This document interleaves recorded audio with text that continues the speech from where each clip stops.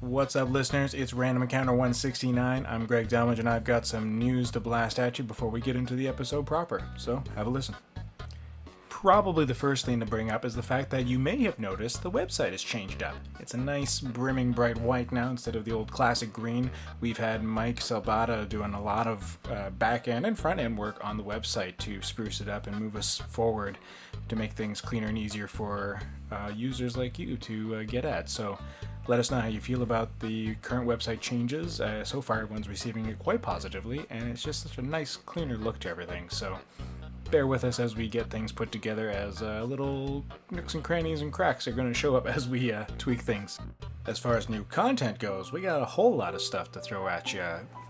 Tina has been busy with Crowdfunding Chronicles, her regularly updated volume of Kickstarter and Indiegogo independent projects funded across the internet, and we've got volume 16 and 17 that have been brought up, which have some really nifty looking stuff on them. I, for one, am pretty stoked about Kingdoms of the Dump, which is really looking like a nice homage to the SNES era of RPGs, but with some nice fun spins on it, and just a really creative world overall. So check those out. I know firsthand from our Discord channel that we have some tabletop fans out there, like myself. I like to get into a board game now and again, otherwise I go a little stir crazy. Bob Richardson and his wife have been covering the Origins Game Fair for us over the years, and this year Bob checked it out and has a few thoughts to share on a nice tidy feature you can get into and see what all he had to see and experience. Though E3 is far behind us now, it seems. I mean, it's really not that far, but summer has been eternally long, so it would feel.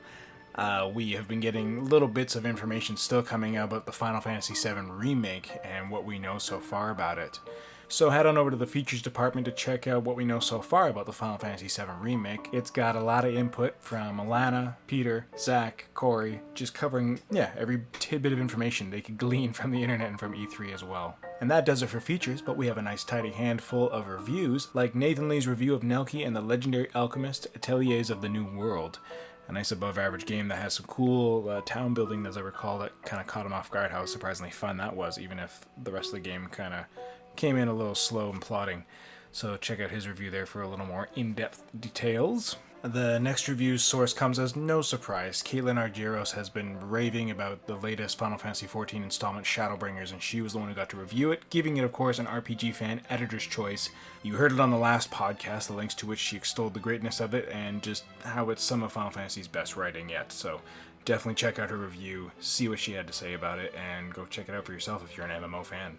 Soul Seraph came out, a really nice surprise for fans of the ActRaiser series, and we really wanted it to be really good, so did Alana, but it fell real flat. Go check out Alana's review, see where it suffers, and goodness, we hope someone learns from this folly and makes us a true, amazing ActRaiser revival. Noct, True Tales of Robin Hood is a sweet little visual novel that Neil Chandran got into, and thinks overall it's a pretty solid game. It's pretty above average, has some great writing. It may not be what he was after, but I'm sure someone out there is going to find it something they're after. Our last review comes from Audra Bowling. It is for Marvel Ultimate Alliance 3, The Black Order, which if you like Marvel, you like Avengers, any of that sort of stuff, X-Men of course is front and center in this game as well. It's definitely a solid above average game. She likes a lot of aspects of it. I like the fact that there is couch co-op, so if you want to get in some Marvel good times and you got a Switch, here's the game for you. Last, I'm going to round out this little news segment with a couple of previews we've gotten. First of all, there's the Kill Squad Early Access preview that Joe and Zach put together. They did some co-op gameplay, which this game definitely lends itself to, so it's the best way for us to get a really great impression of it, and they seem pretty positive on it. Go check out their thoughts, see how this game is developing along, and hopefully it's something that you'll be wanting to pick up the day it becomes fully ready. And the next preview comes from Alana Hagues, who got to try out the demo for Ononaki when it dropped. We talked a little bit about it last episode of the podcast, and she's cautiously optimistic about it since Tokyo RPG Factory has, been trying some different things to varying degrees of success. This time they seem to be breaking the mold a little bit, and this one looks pretty cool. The combat's still got some work to do, but overall the world is really fascinating, and that seems to be what's drawing her in. So check out a preview, see if it's one that you want to pick up, put time into, or if you're just going to wait for the full review when the game launches. And that is that. Of course, you can check out all the news in greater detail and other announcements that we've been covering over at rpgfan.com. And like I said, let us know what you think of the new look. And now, on to the episode.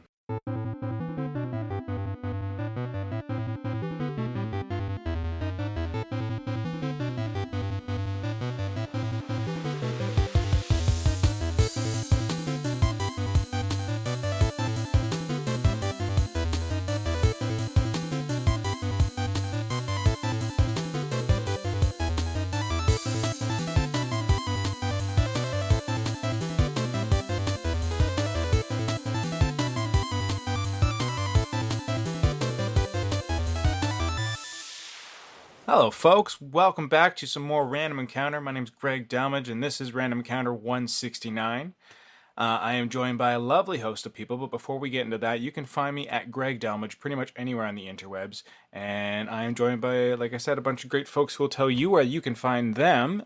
First of all, let's go with Alana Hagues, since we just talked her on the podcast not too long ago. We did, yeah. Nice to be on this side of things. Hey everyone, I'm Alana at Alana Hagues on Twitter. Nice to be back. Thank you, Alana. And we have our, arguably fearless leader, Mike Salbato. Hello. I haven't been here in a while, huh? It's true. Have you been afraid of the mic?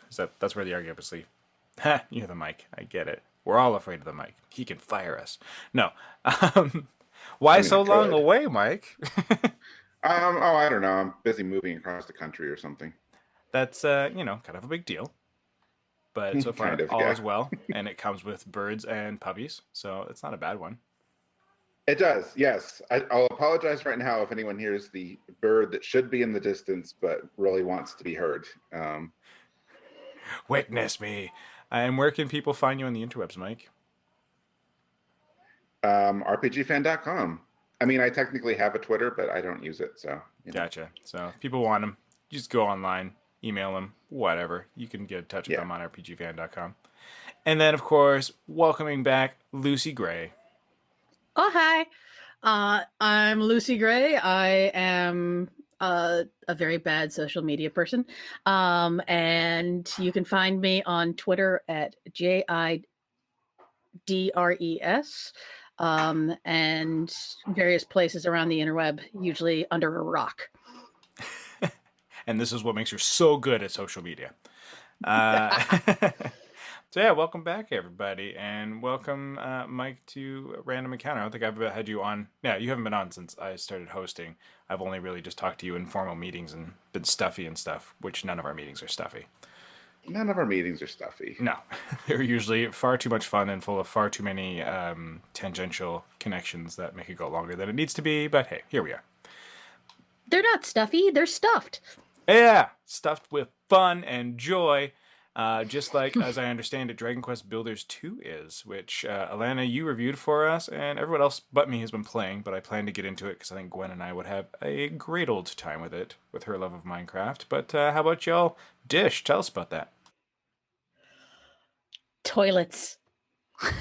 Yes, toilets came up a lot when we were first talking about this game. If you all want to explain that one, though.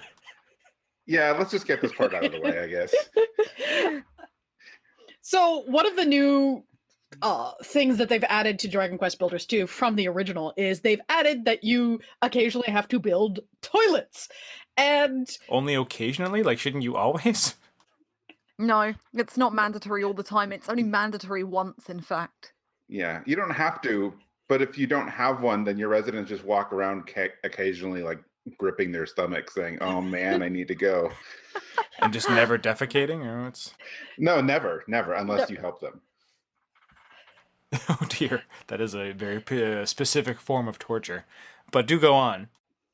And not only are you building said toilets, it's more the reaction of said villagers, not only gripping their stomachs, but they'll then line up in this huge long line, refusing to do anything else but wait in line to go on the toilet. And apparently all of them have very, very severe gastroenterological issues.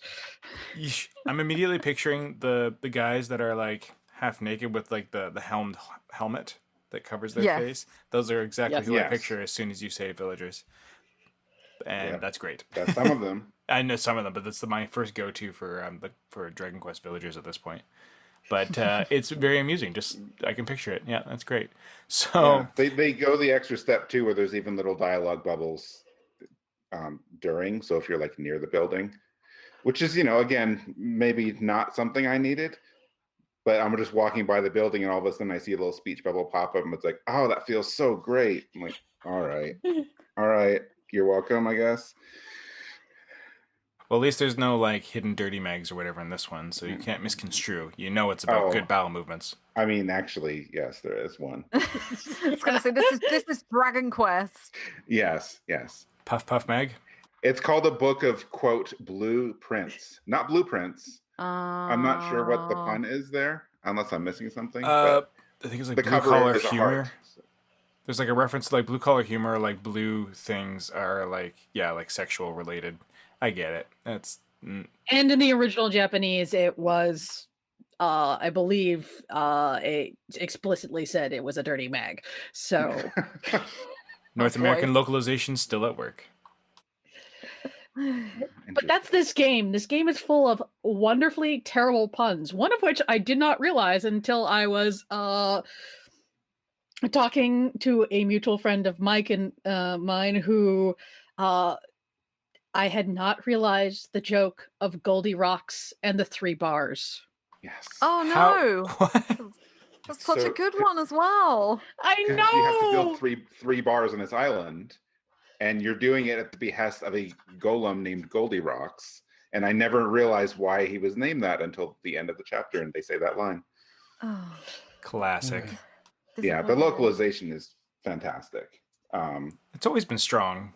There's I was puns. gonna say. They give everyone like their own like voice and stuff. And I'm not saying it just because one of the people you meet on the first island is a female knight named Brittany who talks. She's great. Like someone named Brittany. YOLO.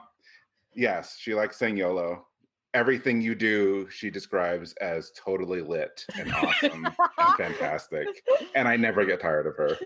So it doesn't completely break like the mystique of like the whole fantasy setting then?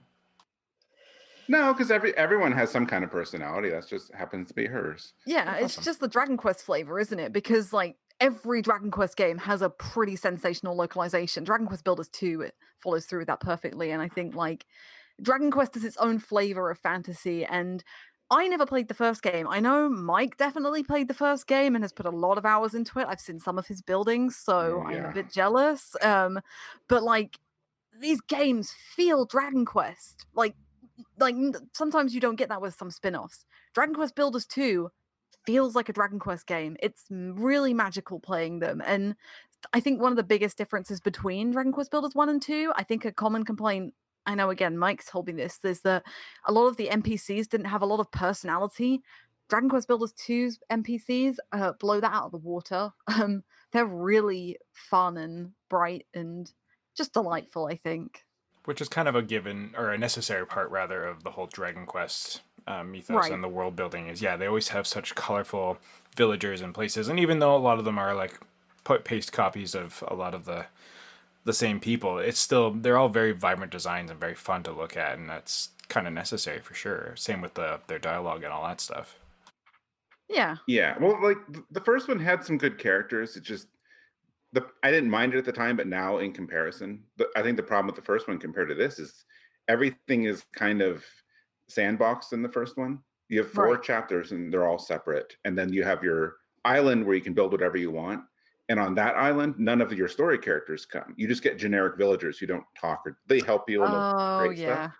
On this one, they were really smart and connected everything. So like the villagers you meet in each of the main story islands come back to your main island. So they actually all get to interact with each other too.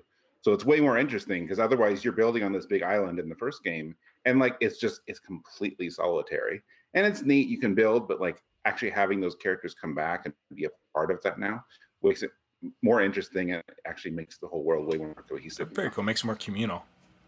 Well, and not only that, but the builders, townsfolk actually help you build in a lot of these bigger projects now, which I found like a really fascinating mechanic that they in later chapters actually turn on their head, which is wonderful. But also that the mechanic of the first game was a little bit contrived, that every time you went to the next chapter, you started from zero. You had to learn all the same recipes all over again, and there wasn't really a good excuse for that. Oh, wow.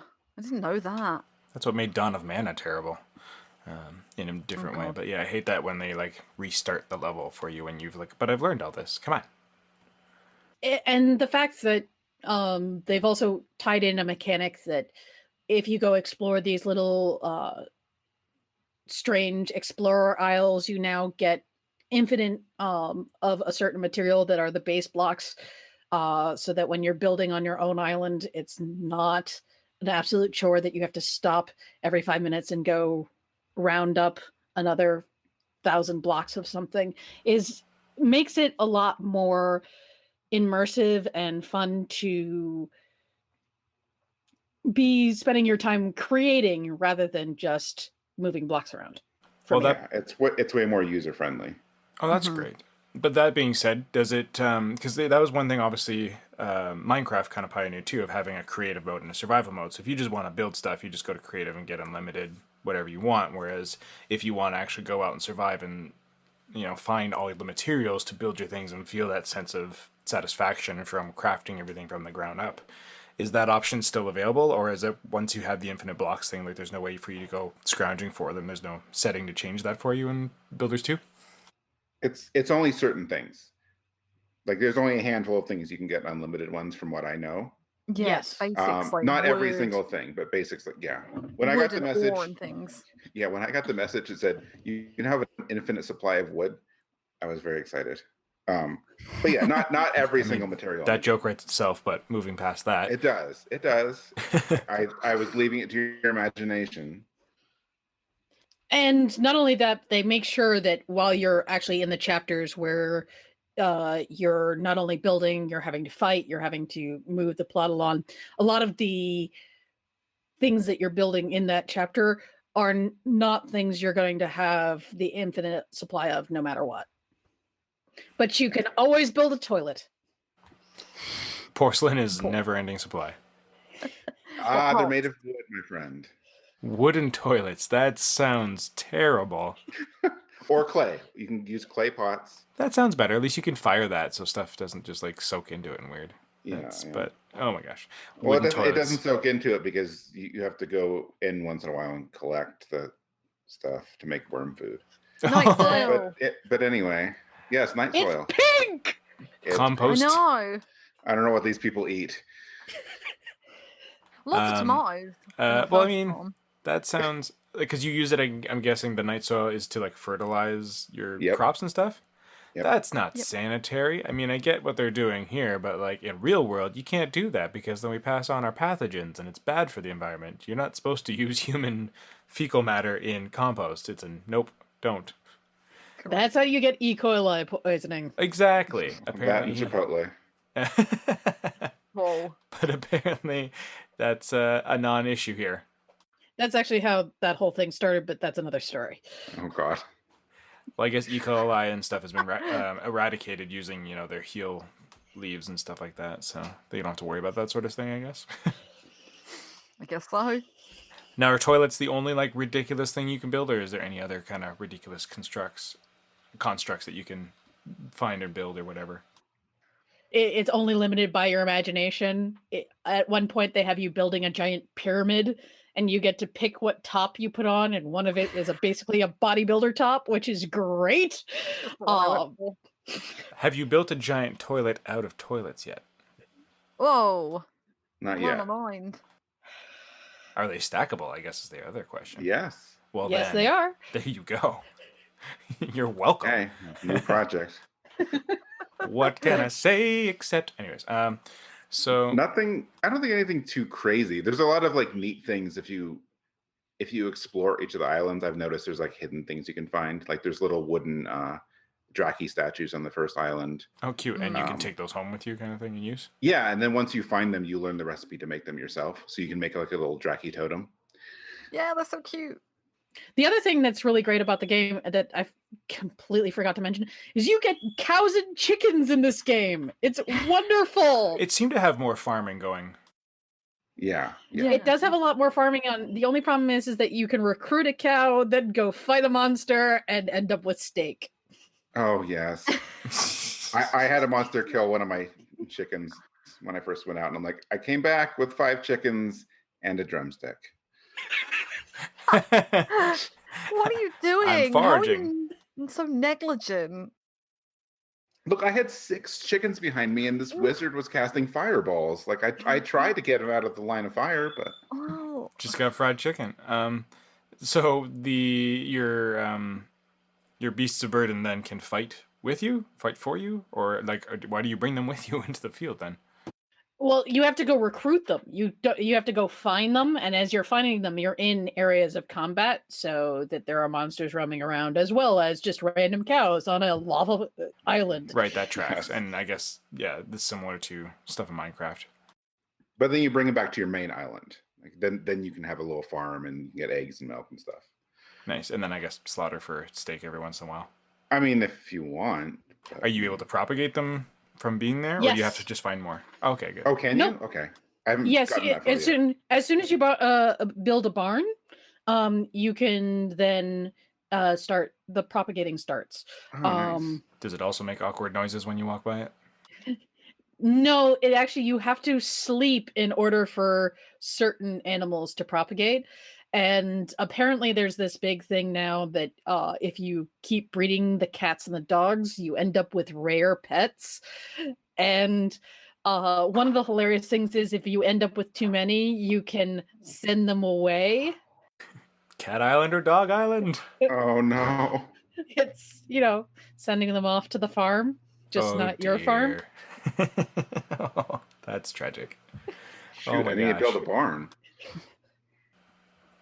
And then with with this one too, there's NPCs that come out with you as well, because you have totally not a bad guy, and there's the blonde girl, or is that just the alternate player character? It's just the alternate, okay. Unless, I don't know if you can get the alternate as a friendly. Yeah, you choose male or female. Gotcha. Yeah. And just like in real life, if you want, you can build a dresser and look in the mirror and just switch to the other gender or change your look whenever you want. So realistic. I love it. Yes. But how does the NPC fare with you? Because I know combat was a bit of an issue in the last one. Rob talked a lot about that on the podcast. And Mike, I never heard you talk ill of it, but I don't think you were there for the building, I think, more than anything. There's just so, in the first game, there's just so little to it. Your sword never has a range beyond like one block, and you get stronger swords, and it's fine. It just gets tedious. If I may point in that you had to switch between your hammer and your weapon. Yes, right, yeah. You had to make sure you're on the right thing. Your weapons could break. Your weapons could also break blocks in the first game. So if you were fighting near your base, you would destroy your own base with your sword. You can still break some blocks with your weapon in this game, but because the weapons don't break, it's not as much of an issue. Like snow, you can break with a sword, but not like stone, I think. Yeah, but I hope you're not building your whole base out of snow. Well, I mean, you might want to. I think I would quite enjoy an igloo or something like that. Yeah, I live in an igloo on a daily basis. It's pretty great. Don't tell me what materials I can use to build my stuff in. I don't know if anyone else saw the Penny Arcade comic where he was talking about how he built his entire village out of cursed earth or whatever it is. Cursed soil. Oh yeah. Spoiled soil. Yes. Yeah. And then they're like, you don't have to do that. But anyway, yeah. In short, the combat's way better, and obviously other two people can chime in too. But having Malroth there help fight, because he's way stronger than you are. Yeah, and the townspeople are good about fighting, so it's not just this. Oh, right, they get involved too. And do they come along with you? Like, are you able to bring them with you, or do they just more kind of form like a city guard kind of thing, and then go out and attack threats on the town? It depends on what storyline that you're doing, really. Oh, okay. Yeah. Because Alana, it was one thing you said in your review is that the combat was still kind of failing. I still don't like it, but I think it might be because the gaming. I mean, having Malroth around is a lot better, because he is basically your attacker. You still do not much damage, and the game forces you into combat quite a few times. So basically, I think it happened in the first game, your base gets raided a few times or like attacked by monsters. I still don't like those sections because your character is intentionally weak, but you're supposed to just let everybody do their own thing. And once I did that, it was a bit better. So I just kind of let everybody else attack for me, and I was like cooking food and helping out if I could. But I think the key for the battle phases is, and they tell you every time, it's like, hey, there's some monsters coming. Like, you have to choose a dialogue option to start the battle. Yes. And they always tell you, it's like, you should make sure that everyone who can fight has the best weapons you can make. So like that's really your role. It's like, yes, you can participate and fight, but if you're equipping everyone with good weapons, that goes a long way to help. Which you couldn't do in the last game, which was... Right. No. So it really did all fall on you because you were more helpful than anyone. But now everyone can pitch in.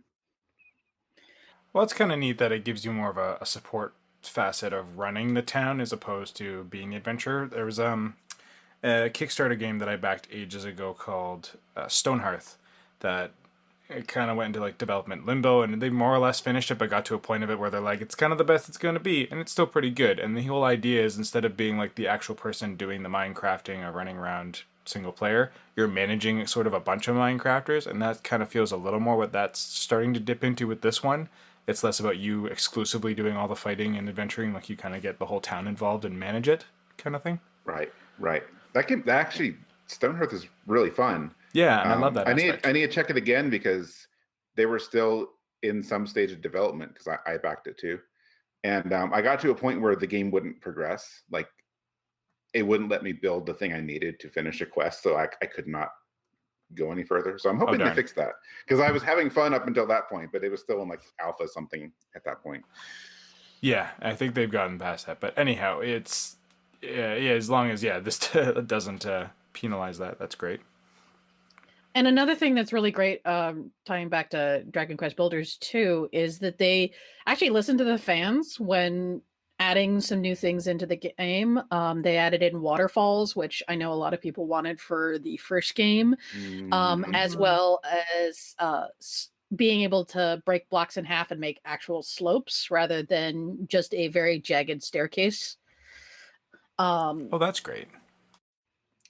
But those tools are something you have to work to unlock. They don't come automatically. But it's been, for me, it's been a much more user-friendly and much more smoother playing of the game than the first one. And I have to say, I'm playing it on the Switch, which I find particularly fun to just be able to pull out for a short bit and play through and then put it away and do what I have to do and then come back to it. Mike and Alana, what did you play it on? I was on PlayStation 4. Me too. Which is the only other console it's on. Yeah.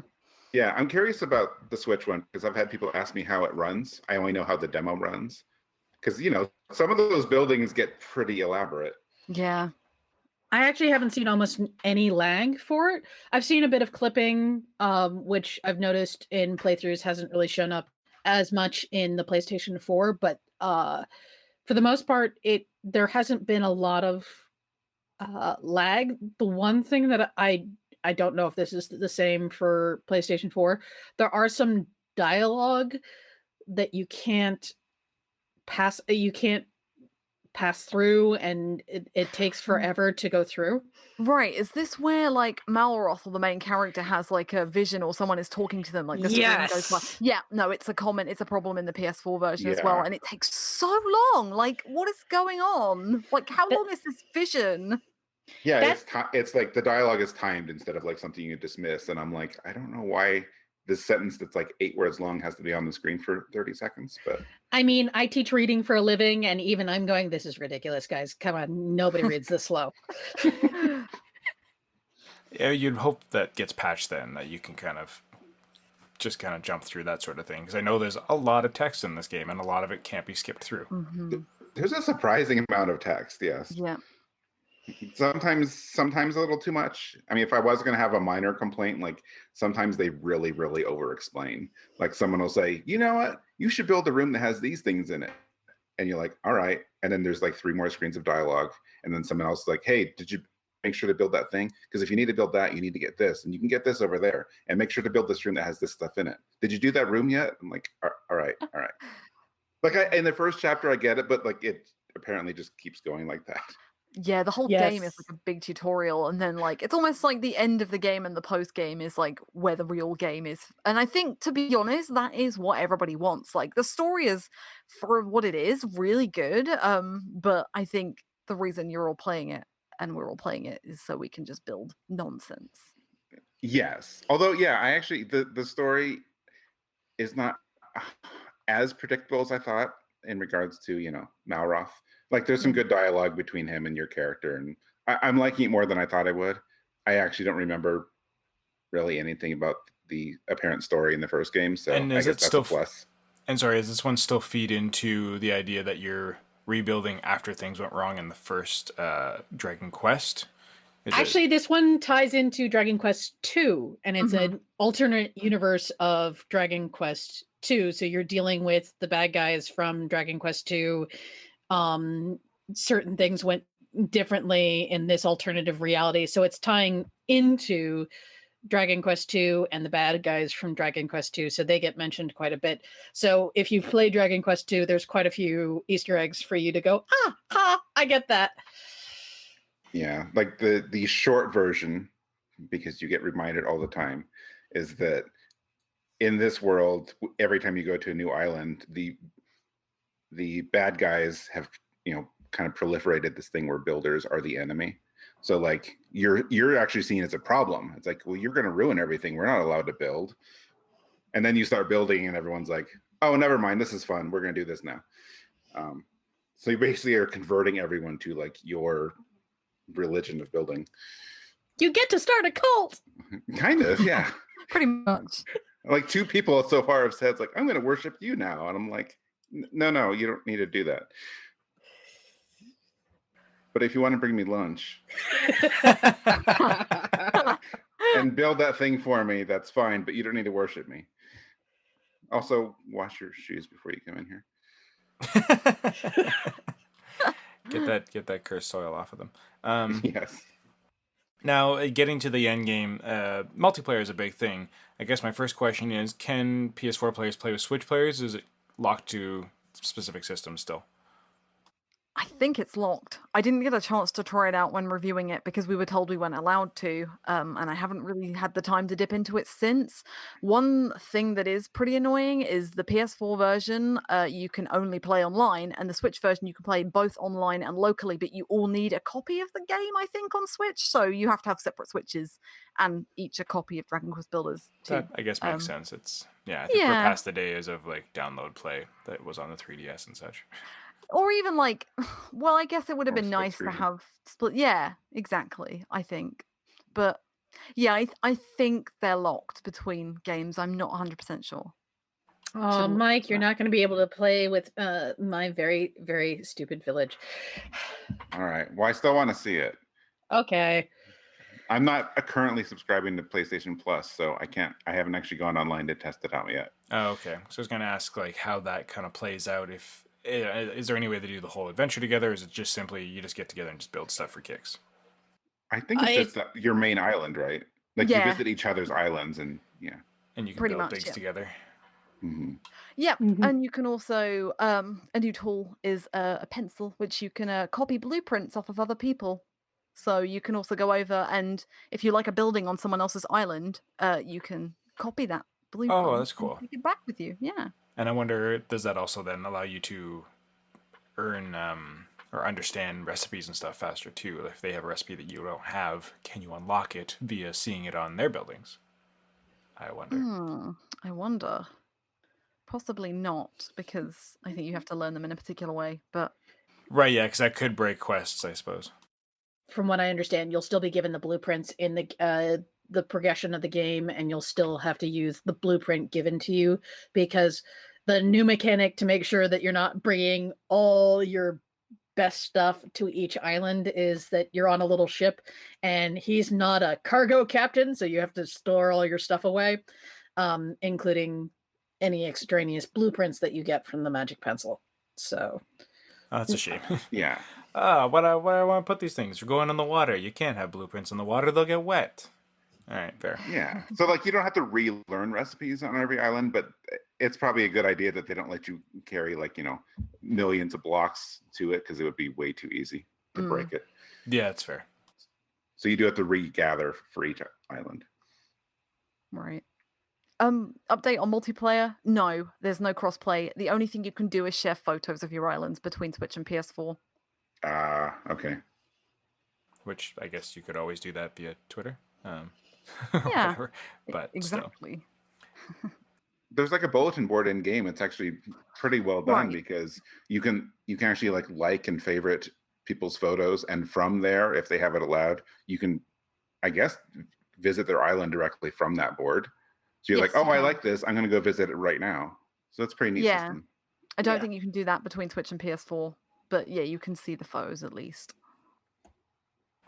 Now, before we move too far away from Dragon Quest Builders 2, one thing that I had a question of looking back at the localization stuff and all the text. I mean, when it gets localized to North America, we get a lot of Britishism dialogue. Is it, just written straight as English in the UK version because that's just how you read things, or do they also do like the local dialecty kind of writing in the dialogue? That's pretty much the trademark, though, isn't it, now for series? Because Yeah. Dragon Quest XI has everything from Italian to Spanish to French to English. Dragon Quest Builders 2, the two I can remember off the top of my head, are Scottish and Cornish. So that's pretty fun. And Midlands, in fact, actually, as well. So West Country. And it's pretty inoffensive. Like they do a good job. Yeah, I think they're always really good. There is no voice acting though. I don't think there was in Yeah. the first game either. But there is no voice acting apart from a couple of squeaks and EA kind of on and off. But yeah. Yes. That was impressive. That was pretty accurate too. I mean, they do use. There's one point where you scream. You're supposed to be screaming yes, and it's hi, as in Japanese. But Yes. I have to say it's one of the most hilarious things, particularly when you get to that second island and everybody is dropping their H's and there's apostrophes everywhere, and I can just. It's stuck in my head, and I'm just like, oh my god. Yeah. Hello, governor. Here to build us an island. Pretty much. Yeah. Yeah. There's also what are the little purple imp things called? Little Oh flying. god. Anyway, they apparently, I guess it's a genetic thing because they all have it, but they all talk in a lisp, Yeah. which is entertaining. They got big tongues hanging out. Yes, So it's understandable. They got to get through that. So, Alana, what's worse, Charlotte's dialogue or the lispy dialogue? Charlotte's. I don't think Charlotte's dialogue's too bad though, but I think because it's not voiced, I think if she's voiced, I'll have a different opinion of that. In the Come back Trials next of Mana. year. Yeah, come back next year when the remake's out. I would like them just to drop it because no child that's supposed to be 13 or 14 talks like this. Like, unless It's more Oh that wow, it's she's supposed to be literally- 13. She's 15. Yeah, Oh half wow, elves Ooh. I age thought she was like slower. 7. Half age, she ages slower, so physically she's like a 6-year-old, but yeah, she's Oh, 15. not this again. Yeah, yeah. I But look 12, but I'm 1,000. Yeah, I know. But Somebody hire a speech pathologist, please. Well, exactly.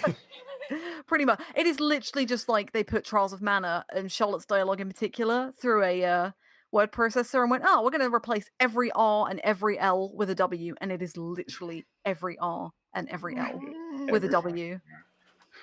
Well, when I thought she was like 7 years old, I thought it was cute. Now I'm thinking it's weird, but I'm still enjoying the game. Same here. Yeah. That was the thing. Is like she appears like you're like, okay, I buy this. She's like 5, 6, 7, going on her adventures. Fine, I get it. But yeah, once I think it was Alana who said it on the retro that she's actually supposed to be 15 or something like that, and I was like, oh, okay, what? I really hope my daughter isn't talking like that at 15, because then yeah, exactly, speech pathologist time. It's really weird though, because no other RPG off the top of my head makes elves age slower. So like a 15-year-old elf looks like a 15-year-old, not like 6. So yeah, it's really bizarre. It really caught me off guard because I thought she was a sprite like Popoi from Secret of Mana. So Yeah. Is there anything you want to see them improve upon going into Dragon Quest Builders 3 if we hopefully get one? I mean, I know combat is still a thing that could be improved, but what are like the big Skippable things? dialogue. yeah, That would help. I don't know. I mean, I may have to wait till, for me, I might want to wait till I finish it, but right now, like, there's so many like little like quality of life improvements that I don't know where else they can improve in terms of like building anyway. Like, I'm really happy with it. Yeah, it sounds vastly improved from 1, which is why once it was getting like over, I think 2 years past, because what are they in between? This one just came out. Dragon Quest Builders 1 came out, was it 4 years ago now? it's 2016, I 2016? think. Yeah, so Yeah, it's been a bit, but after, yeah, it was like sometime mid last year, right before it was announced, I was starting to get the feeling like, okay, if they don't announce Dragon Quest Builders 2 this year, then I'll pick up Dragon Quest Builders 1. But just hearing enough from Rob of like, they'll get it better on the second one. Just seemed more than enough reason to skip the first one completely, and here we go. So Yeah, you absolutely don't need to put the first one as someone who didn't and played this. Like, you don't need to know anything about the story and everything. As everyone said, the quality of life improvements are Yeah. perfect. So. The I controls think are better. You can fly. you go Yes. underwater too. How's that play out? Yep. Yeah. it's all good and nice until you accidentally fall off an island and suddenly a mysterious sea monster kills you before you can get up back on dry land. That's terrifying. I would say that if you are a diehard fan of the Dragon Quest series, and for some reason you haven't picked up Dragon Quest Builders 1, you might want to play it just because of the hilarious in-jokes about the ending for the original Dragon Quest. Oh, okay. Just as far as the whole, like, rule with me and I will give you, let you rule over half of everything, and you find out it's half of a itty bitty teeny tiny space.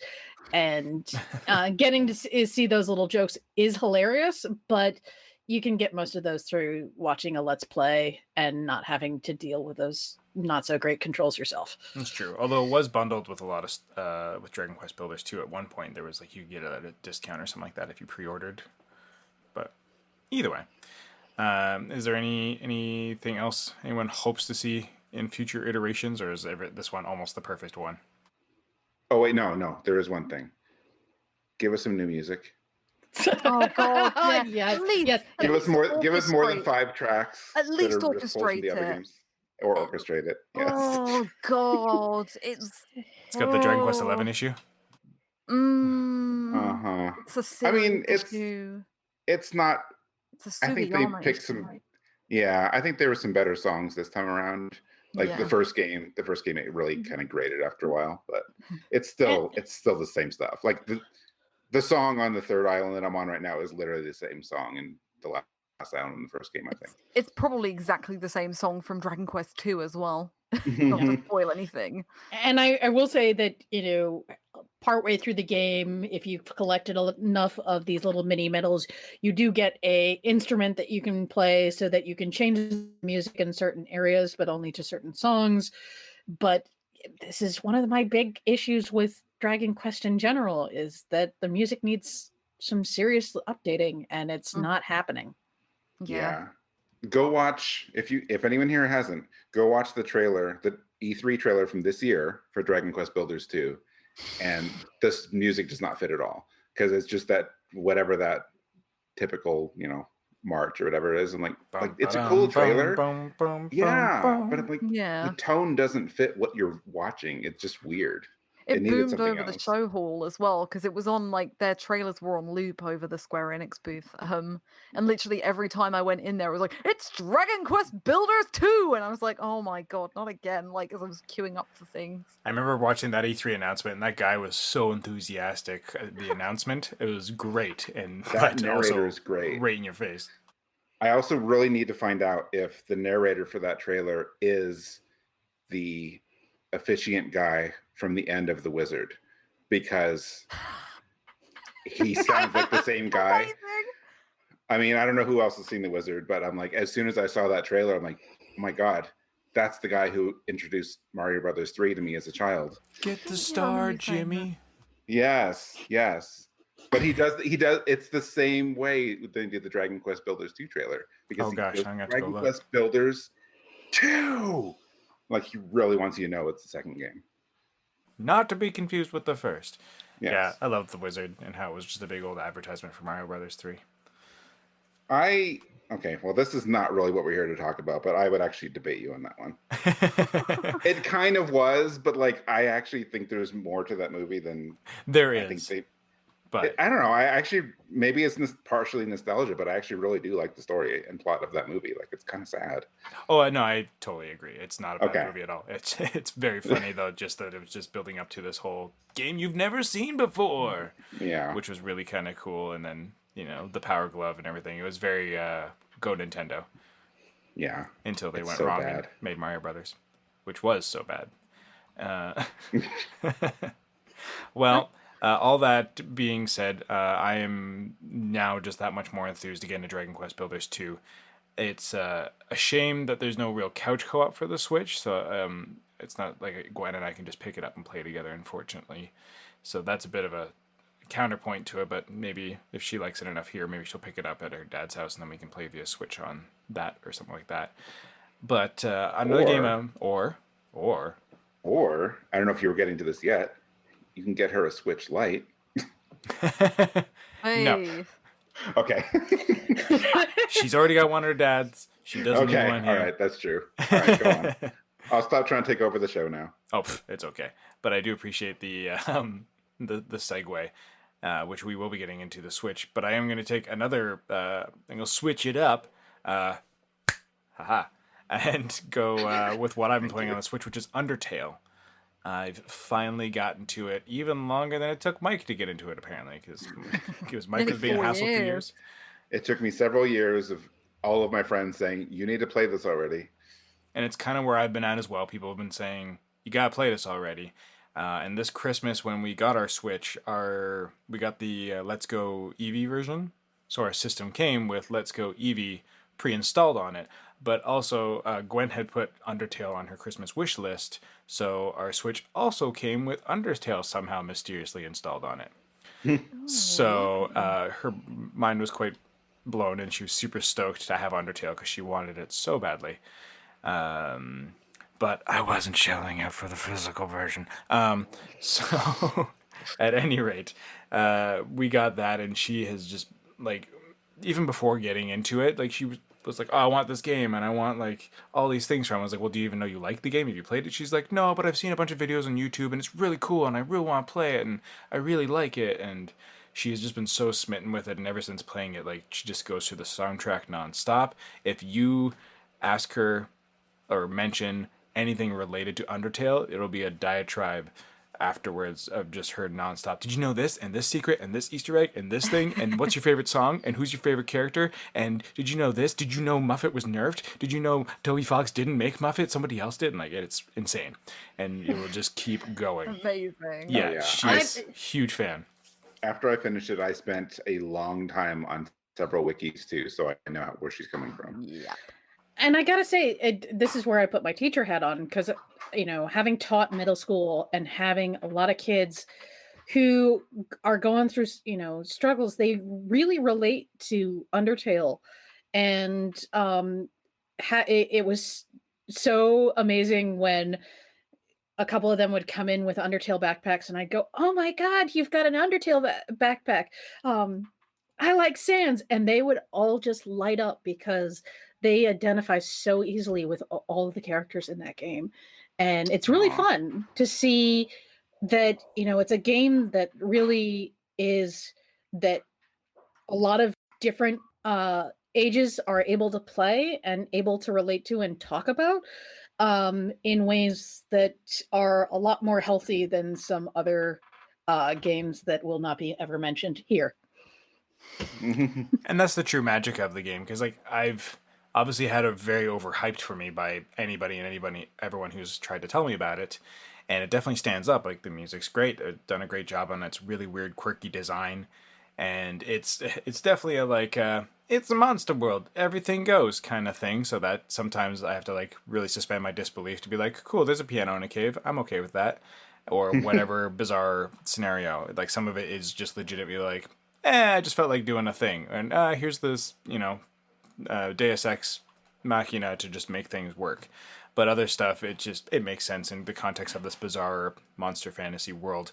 And sometimes the battle mechanics, like I was doing a pacifist run, so it can get a little repetitive when you keep going in and failing and have to re-go through so much of these longer term mercy fights. So some of that got a little grating, but overall it is a very rewarding experience to go through, being patient enough to work through conflict instead of just being like, no, I'm just going to kill it and just move on. It does teach a certain amount of life skill with that, and getting to know characters and getting to know everyone's individual quirks. And it also teaches you the patience of like actually reading how enemies are reacting to your actions, so that way you can find the actual way to sedate them and get them to be spared. I think all that is really neat, and yeah, it does feed very well into teaching kids, other ways and other ways to express themselves. Yeah, that's true. And I had a set of students last year, and each one of them had a different route that they preferred. And it reminds me a little bit of the conversation we were having before this podcast started about certain people liking certain ways of playing the game. And, unless you're Mike, you don't judge each other for which game style of way you're playing the game. Wait, what? So, What did I do? We say this. My favorite run is the pacifist run, just because I enjoy the genocide run because of what it does to you emotionally. Doesn't mean that I don't love the pacifist run. Like, Okay. I wasn't really judging. I was just commenting. yeah, whatever. Just commenting that Alana belongs down in Monster World, apparently. Yeah, I'd love to be down in Monster World. Apparently, Well, no, she doesn't, because the monsters don't No. want to fight you. They don't want to kill people. Alana apparently does. I don't want to kill anybody. Okay. Never mind. So that Okay, butterscotch cinnamon pie, though. Yeah. I have a colleague who's a huge fan of the show. Who's a huge fan of the game, and she has developed a recipe for it. I haven't tried it yet, but I really want to. The closest we've gotten at home is Gwen found on her millions of hours of YouTube that she consumes a craft that you can make using bottle caps and a glue gun, and you make little pies. And she made a butterscotch cinnamon pie, and she was very excited. And we want her to turn it into like a little button or a pin or something. We have to get her some pin backs, and she can glue it on. But yeah, she made that and a few other ones. But she was super stoked to be like, I made a butterscotch cinnamon pie, and it's from Undertale. And did you know that if you have the butterscotch pie when you're fighting Asgore, he goes easy on it? It's nuts. Yep. There's so Also- many little things like that. Yeah, it's how do you? Some of them is like, how do you figure them out? Like she was telling me about like the Mediton statue in the MTT Resort. It used to be the statue that's getting rained on way earlier down the waterfall area. And I was like, how do you know this? And she's like, I just read about it, or I saw it in a thing, but like no one actually tells you that.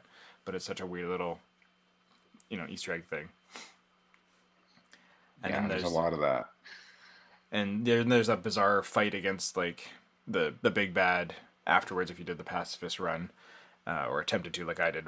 Turns out mine was neutral because I still need to go back in and work with one of the characters a little more. But I still did that big bizarre fight with the very out of context enemy after Asgore.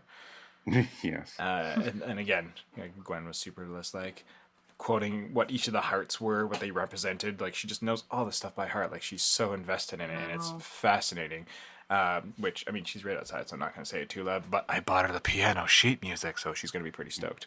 Oh, nice. Because she's been learning piano, so it'll be hopefully, the idea is it'll be a goal for her to want to get back to practicing, because she's been on hiatus for the summer just through scheduling, but we're like, go back to it, and you can play this. Because, yeah, you should, it.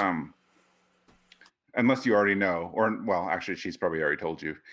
I know when... a couple of E3s ago when they announced Undertale on PS4, I had not played it at the time, of course, but a few other people, we were there, like in the theater, we were watching it, and they said, hey, Undertale's coming to PS4, and a couple of our staff like looked at each other, and they're like, okay, we don't want to spoil anything, but like there's a thing that happens later in the game, and we're not sure how they're going to do that on console. And I never knew what it was until I got to the end of the game, and I played it on Switch too. But if you don't know already, Greg, I would look up how they handle that sequence on PC because it's a little different. Yeah. It's weird and fascinating. It's incredible. Yeah. I There's a will. literal like throw my controller away, like, are you kidding moment. I will have to look into it. I don't know if I've gotten that because I found the secret Switch fight and beat it, and that was really neat. The mechanics of that were really cool. Gwen was super inspired by it because she's like, that looks really hard, and like I did it on the second try, I think, but it's tricky, and she was really excited because I think she's only seen YouTube videos of it, so seeing it happen live, she was very stoked. And I just like the little throw of bringing the mad character back and the little amp up on their music, and and then I also found that other hidden fight where you go back on and to hang out with Papyrus's super secret combat training. That whole sequence is hilarious as well. Oh shoot! Wait, I don't think I know about that. It's in the pacifist run. If you fight with Undyne, and then Papyrus calls you in the middle of the fight and is like, "Hey, you should all hang out." if you remember that. Oh, okay. And then you Yeah. go back and he's outside her house. And then from then Right. on, shenanigans. Yes. There you go. So that was great. And like, yeah, just the little things you can find, like finding the mystery key and where that leads you to and the secrets you can discover. Like, there's a lot of neat stuff about the mythos of this world that Toby Fox clearly put a lot of work into. And it is super charming. And I mean, I think the experience overall was like slightly tainted for me just because, again, it was so overhyped as like, it'll alter your life, that you come in with this expectation of like, okay, cool, alter my life game. And, Yeah. you know, and that Yeah. took away a bit for me, but I see the charm and I see the love, and you know, I already said a lot of extolled a lot of its merits. It's a really good game, and I am grateful that if anything my daughter is hyped about, this is the game. You know, she's not like as cool one. stoked Yeah. about Overwatch or Call of Duty or something dumb that's just mindless violence or whatever. Like, this is the thing she's into, and she likes the mechanics. And my friend too, who I had mentioned, she's super into it because she just loves the fact that you can go through this whole game with mercy, right? You don't have to fight and kill anything if you don't want to. Right. Have all three of you gone through all three runs, or have you just done one and we're like, I was good? Can I plead the fifth? I've done neutral and pacifist because it's kind of like Valkyrie Profile, where unless you all see both endings, you haven't really seen the whole game. And if you haven't seen the A ending in Valkyrie Profile, it does change your whole outlook on that game. So I decided it was too important not to do. But I won't do the genocide run. I watched it on YouTube because I wanted to know about it, but I don't like killing all my friends, Alana. So Yeah. Oh. God. Yeah. No, I've done all three. I also reviewed the PS4 version. But I did play it on Steam first. Was but there yeah, any I've done all secret three. boss stuff or whatever in the PS4 one that was exclusive to it? They did add not a boss, but there's a sink. If you go under the sink or under the fridge in Sans and Papyrus's house, Yeah, that that's the was same one. added. Yeah, it was added in the PS4 version. I think they patched it into the Steam version afterwards and is on the Switch version as well. So Okay, cool. Because it was very much colored to the Switch, but I'm wondering if the colors were probably the same in the PS4 one too. my understanding is they added that little building on the PS4 one, and then they added the fight and something else in the Switch one. So it kind of like Yeah, built sorry. upon it. Oh, I see. Yeah. So I'm not sure if that battle is on the other versions yet. Oh, I don't know actually. No, the building definitely is, but yeah, Yeah. I don't know.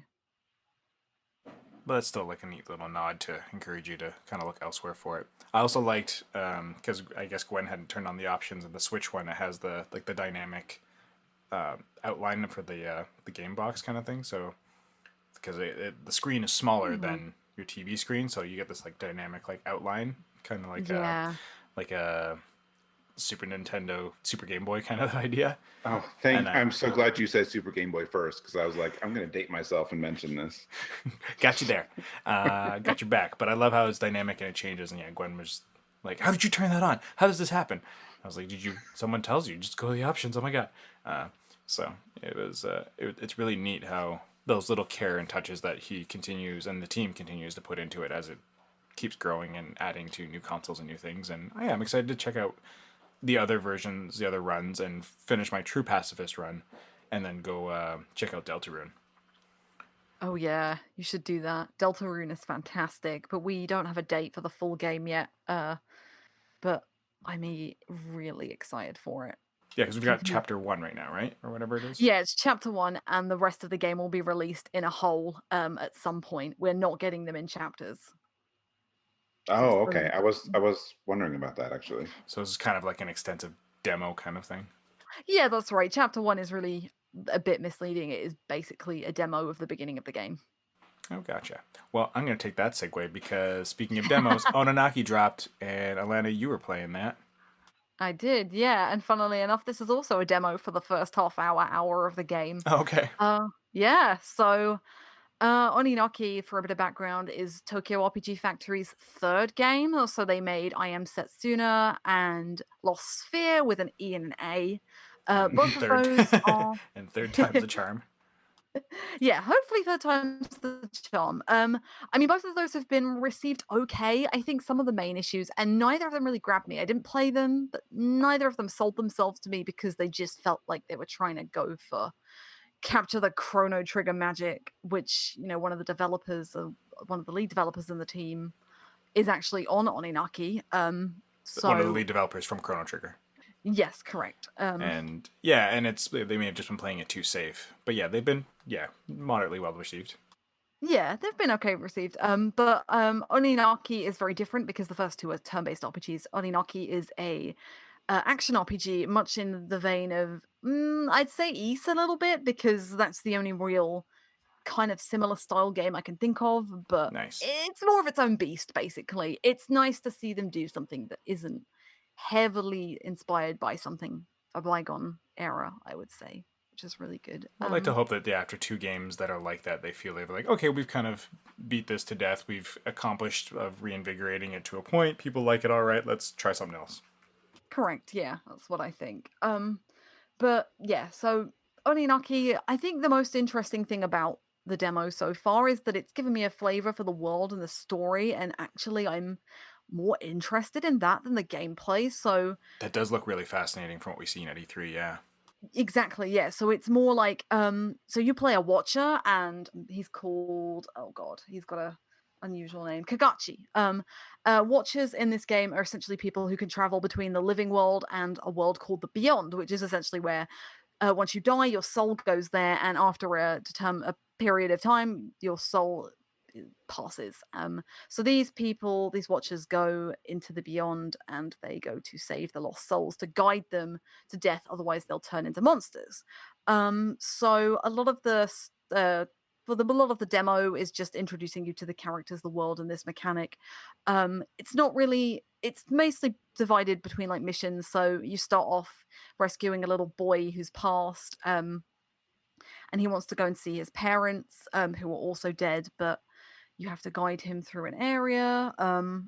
It's just really interesting. And then the second part as well, you also have another child who was promised to that he was going to that they were going to show him the proper way to death, but he didn't die properly. So he's not passed properly or very well. So I guess essentially watchers are a little bit like they're guides. They guide the lost souls and they do very good things. But what's interesting is how emotional these little storylines are. So even Kagachi is kind of your typical Japanese RPG protagonist where he's very gruff and very sarcastic. But there are moments in the demo where he has this like moment of wavering, or he's like thinking about things a little bit more. So you can see like where Oninaki is trying to take the story and trying to do something a little bit different. So I'm fascinated by what it's doing. We haven't really got enough yet to go on. I just think it sounds a lot better and a lot more interesting than, say, I don't really remember I Am Setsuna's story. I think the girl was going off to be sacrificed or something, or she was going on a pilgrimage, and Lost Sphere had mechs, I think. But Yeah. yeah, this definitely feels like something that's a little bit more unusual. Not something that's really been done too well, too much before, I'd say. But combat itself is okay. I like some of the mechanics that the game introduces you to. So the demo shows you you have basically a companion with you called a demon, and these demons are the lost souls that you saved, so you can recruit them. I think there's a predetermined amount in the game. We don't know how many we're going to be able to recruit. The demo only lets you play with 2 in story mode, and you get 4 in something called battle mode, which lets you play around with some extra skills and stuff like that. Just gives you a flavor of what you might get later on in the game. But the demons themselves, they basically act. I'm going to compare this to Code Vein because it's the only thing I can really think of. So depending on what character you have, I think it changes. You can change weapons by changing demons. So the first demon you have, Aisha, she has a samurai sword or a katana. So your attacks are a little bit quicker. And then the second demon you get, I forget his name. He's a lancer, so a lot of your attacks and skills are kind of dragoon based, like Final Fantasy style jumps and leaps and stabbing things from a distance. So they are utilizing watcher skills within the gameplay, which I think is really fun. You can also travel between the living and the dead worlds at any point, which is really cool. It doesn't do anything special, but it does open up some areas you need to progress by swapping between the living and the dead worlds, and all the monsters respawn as well when you do that. So again, it's very different from anything else they've ever done, but the little flavor of what we've got is just a nice teaser. I'm not like bowled over by what I've seen, but I am interested, which is more than I can say for I Am Setsuna in Lost Sphere at the moment. Well, that's a good sign then that they're building and moving forward with some, I guess, more innovation instead of playing it safe, like we said. So it's nice to see there's enough of that here. And design-wise and everything, it also looks stunning. Yeah, I really love. I think again, Tokyo RPG Factory's character designs and artwork is all really good, and I think it translates really well to the game. The art style, in particular, in game feels a little bit different because I almost feel like the other two games are a bit more cutesy. If maybe chibi, maybe a little bit simpler, but Oninaki definitely seems to have some very lush and vibrant environments coupled with slightly more proportionate characters. But yeah, I'm intrigued by what I've seen so far. And what I've been kind of reading about the demo, or I guess just any previews and stuff that anyone got at E3, was just that it's the gameplay itself, the combat can be a bit repetitive. Did you find that? Yeah, definitely. It's a little bit slow as well. So another thing that is tied to your demons are like not just skills, which have their kind of recharge. They have their own recharge meters, but depending on what demon you have equipped, you can do certain dodging. So one of them has a jump, but if you swap to another one, you can't jump anymore, but you might be able to dodge attacks. Swapping between the demons takes a little bit of time. You have to hold down the left stick, either up, down, left, or right, depending on what one's equipped in what direction. But it can take up to like 5-6 seconds. And when you're in the middle of combat, because it's not like it's instant combat like a Tales game or a Star Ocean game. This is like open world action RPG. Things come at you and they start attacking you, or if you're near an enemy, then they probably will try and attack you. Then it can take a while to swap between them. And yeah, the main attack button is one button. And you want that stuff to be snappy for sure. Yeah, it's probably my biggest criticism so far. I think Nier Automata does it so well. Like the dodging is so pitch perfect that like I think dodging should be mandatory in a modern action RPG, and the fact that it's tied to one demon is a little bit of a pain. And if there's a lot going on screen, there's a little bit of delay input as well. I found, and I'm playing on the PS4. The demo I downloaded is on the PS4. I may check out the Switch one as well just to see if there's any difference, but early reports are saying not really, which is a good thing because as we've just seen with Dragon Quest Builders 2, there is some frame rate difference and things like that. But Oninaki doesn't seem to be part of that group. But yeah, definitely repetitive gameplay. The world is interesting enough for me to be intrigued, but I think the gameplay needs to do a little bit more. Yeah. It's one I definitely want to check out. What about yourselves, Mike or Lucy? Is this on your radar at all? Slightly, although I haven't played the first two games yet. I know they're not related, but I feel like I should at least have some experience with them. So I haven't really thought about picking this one up yet, although everything you say makes it sound like I maybe should. I at least want to get the demo. It sounds good. There are very few games that I fully admit that I play as soon as they come out, simply because of my giant backlog. And also that, as a school teacher, I unfortunately am usually grading papers well into the night.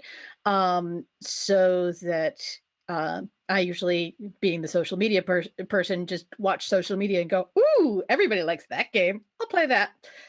So I have to admit, this hasn't been on my radar quite so much. Though now that we've brought it up, I'm sort of getting Valkyrie Profile vibes from this game, which interests me. Definitely. Yeah, definitely. The whole idea of reincarnation and lost souls definitely ties into that. I can see that. Though nothing will ever please me as much as getting to scream, "Come to me, my noble Einherjar!" I'll see. I'd like to see more of the game and hear more of the gameplay to really before I make a decision. Yeah, the battle mode. So I didn't really talk about battle mode too much. I referred to it. It lets you play with 2 extra demons, one which has an axe and one which has a scythe, and it lets you have all 4 skills equipped at the same time. 4 skills. So in the main story, you can only level up your character to a certain level, and you can only learn a certain number of skills. But this battle mode lets you have all 4 skills on all 4 demons at once. They all have different skills, so it lets you play around a little bit more. But yeah, you're only level 20. It's still not really enough. We don't know how long the game is. We don't really know where it goes beyond these first couple, like this first hour. So yeah, I want to see how, if it decides to innovate beyond the first couple of hours. The first section of the game. I guess we can only hope, really. But it sounds like the Yeah. demo's basically geared towards your curiosity, Lucy. So maybe you'll give it a shot and see what you have to say about it. I want to try the demo myself, and we'll probably get to downloading it. I was just too busy with other side projects and such this past week with games and getting really into Undertale. So it kind of fell off the side for me for the moment. And since someone else was jumping on it, i.e. you, Alana, I was like, cool, it's handled for site purposes. So I'm not going to stress about it right now. No need to, no. The game is out 22nd of August, I believe. It's not too long, so we'll find out pretty soon. And you should come back to RPG Fan to find out what we think of it. Other things that we talked about last episode were Final Fantasy XIV and Bloodstained. And Mike, you have been into Shadowbringers a little bit. Have you caught up to it all? Oh, geez, no.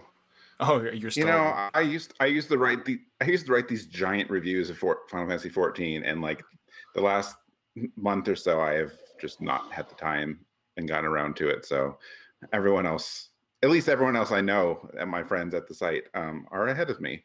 That's fair. So And I Mike, can't talk about it as much as Caitlin.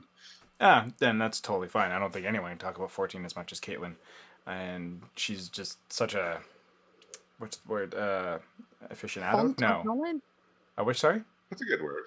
A font of knowledge? Or Yeah. aficionado works? Yeah. Either or, I guess. Yeah, like she's just so invested in passion, and yeah, like if anyone makes me want to play 14, it's listening to Caitlin talk about it almost always. Mm-hmm. And for like Mike Solosi was on, he hasn't caught up to Shadowbringers either, but he has at least been able at a place where he can try out like Gunbreaker and some stuff. Like, have you been able to try any of the new content where you're at still in 14, or is it mostly just stuff that you're looking forward to? No, I mean, I'm in Shadowbringers. I'm like I'm 72 now out of 80. So like I'm a little bit there, but I've still only done one of the dungeons so far. Well, what do you think of the world so far? But yeah, the world is really fascinating. I like what they're doing with the story. If I had been playing straight through, I probably would be further, but I have stopped to like work on my gatherers and crafters, and I did check out both the new classes, and I'm definitely going to be leveling up Dancer, because I always thought Dancer looked interesting, but the more I've played it so far, it's a lot of fun. It's really, really fluid and interesting and different from the other classes to play. Which you would hope, being a Dancer, they would have that fluidity in his gameplay. And yeah, it does sound really neat to try out. What did you start out 14 as way back in the day? Paladin, and that's still what I am. Which, does that start from Gladiator? Yes. Nice. Back in the day, we weren't spoiled like you kids now, where you're like, I want to play Paladin, so I'm going to level Gladiator. At first, you had to like level Gladiator to 30 and also level White Mage to 15. You had to level 2 classes to get every job. I had to go through that pain as well. So yes. I mean, it's really not that bad, but I also think it was a really good change they made, a couple of years ago. It's like, no, it's like, don't confuse people. If someone wants to play this role, don't make them play another one for 15 levels just to get the thing they want. They brought that in for Stormblood, didn't they? I think. Although the part of me that loves like tactics and Final Fantasy V and like the crossing of jobs, and especially in tactics where learning certain jobs unlocks other ones, I can, that appeals to me to a point. And I guess it's not the worst when you probably can consider like, well, if I do want to dip back over to White Mage and learn something else, I've already got 15s in White Mage, so there is that. But yeah, I can see how it would be a pain for people to be like, well, wait, why can't I be a paladin? I gotta go do another class now for umpteen hours. Oh, okay. So it's most likely a welcome change. Just the nerd in me is like, but multiple classes. Anyways. Well, you still can't. I mean, Yeah. my white mage is almost as high as my paladin because I like playing both. And all that is just through not switching requiring it for one job. I think was a good move. Okay, that's fair. And I imagine that like would have carried over to like gladiator and like black mage to be a dark knight or something. It could have been a thing possibly. Could have, yeah. Was that the only one that they had that for? Oh no. All the jobs had all that? the classes the game launched, everything before Heavensward had a class that turned into a job. And then when they introduced Dark Knight and Machinist and Astrologian, they just said, well, no, you just start as these jobs. There's not like a prerequisite to unlock them first. Oh, cool. And that's how they do all the new ones now. Nice. So you're liking Dancer, you're liking the world, you're liking the way the story's going, since everyone has been extolling that it's the best Final Fantasy ever, basically. Are you Apparently feeling that so far? I mean, I think it could be. I don't. The people that I know that are saying that, I believe them, so I'm expecting good things. Well, it's a lot for Caitlin to let 12 be trumped. That's true. That's true.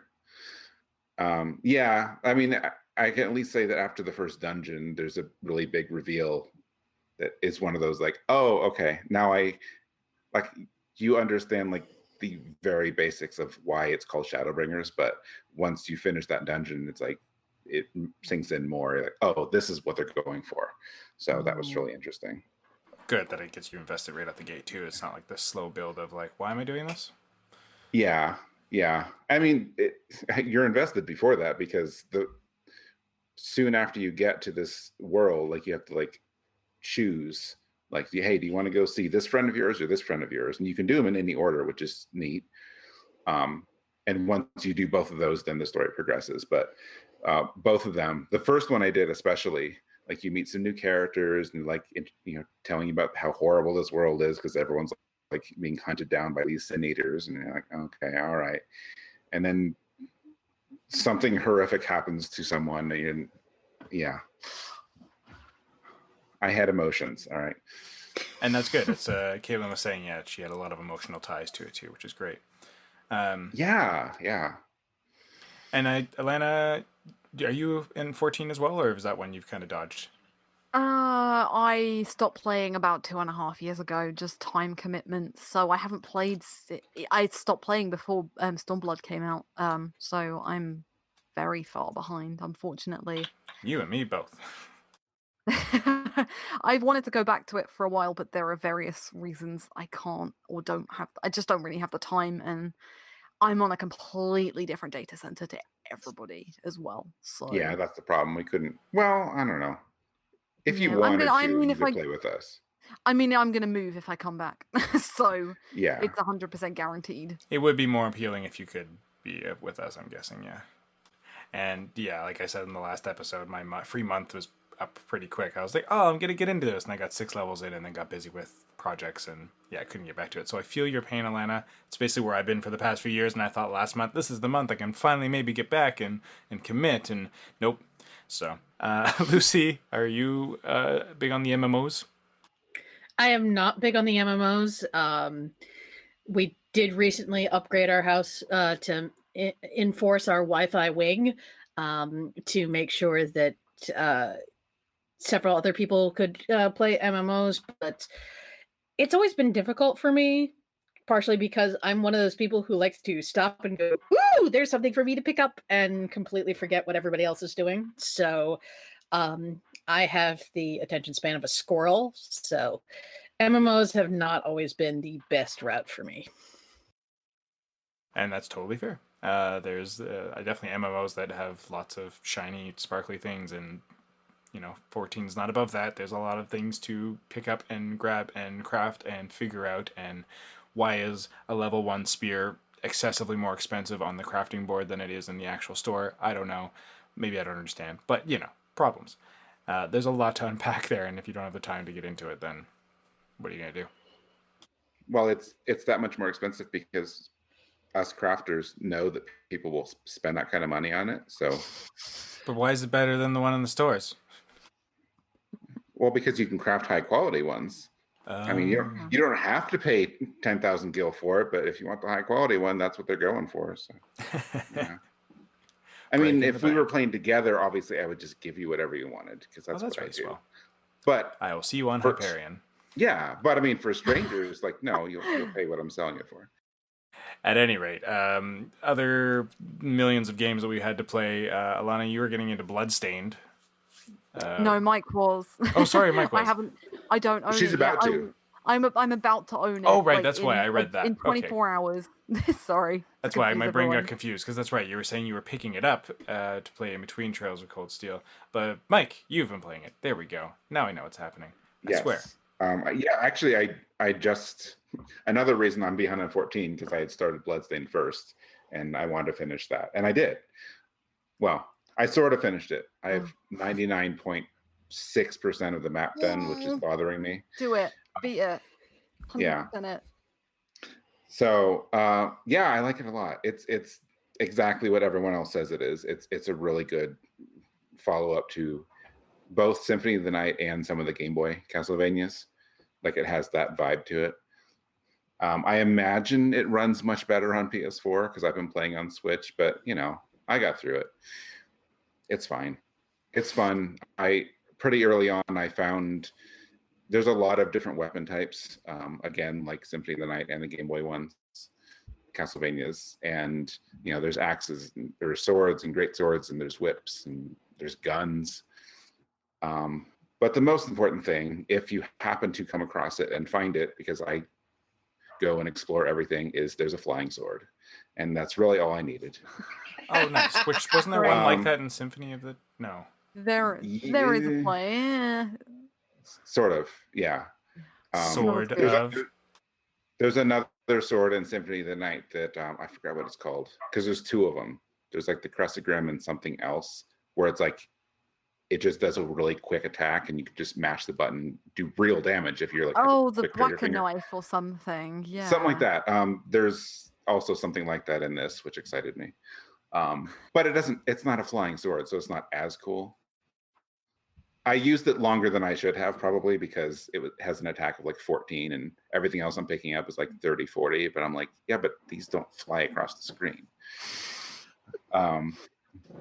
So no, it's a lot of fun. The environments are fantastic. The music is great.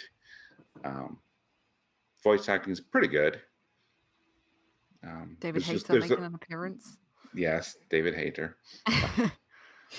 But I mean, he has a name. His character, he plays the samurai who has a name. But Zangetsu.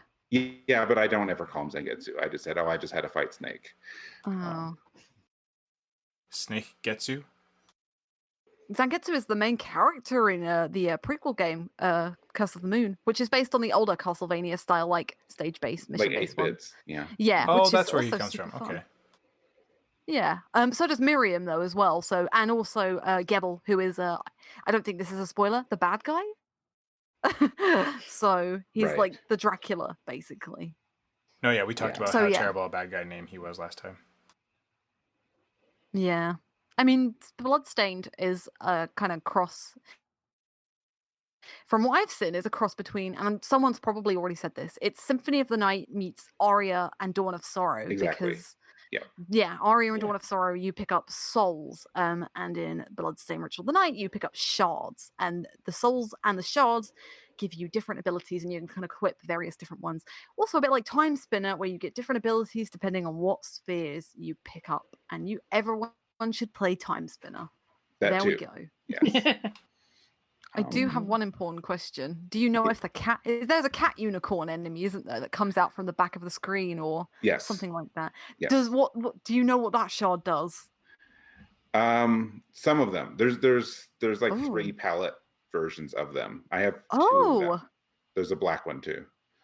Excellent.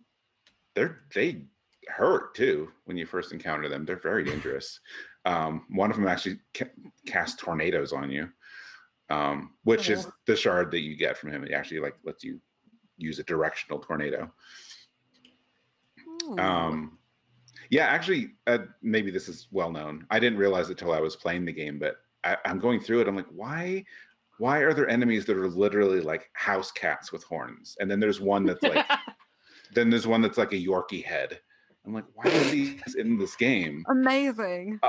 Yeah, and there was those, and then there's this like weird little room I found that has like nothing in it but a bunch of music boxes. And I had to go back and remind myself of the Kickstarter, and there were like Kickstarter rewards for like, if you backed at a certain tier, you could put your pet in the game as an enemy, which is like obviously where these dogs and cats came from. If I you love spent people. like, it was like a few grand, like there are people that spent a few grand to have a room in the game named after them. And I imagine they got to design and say, hey, I want this in my room, this in my room. And like, hey, you know what? If you want to spend that kind of money, that's cool. And you have to find a key somewhere in the castle that unlocks this one room that's for like this person or that person. Amazing.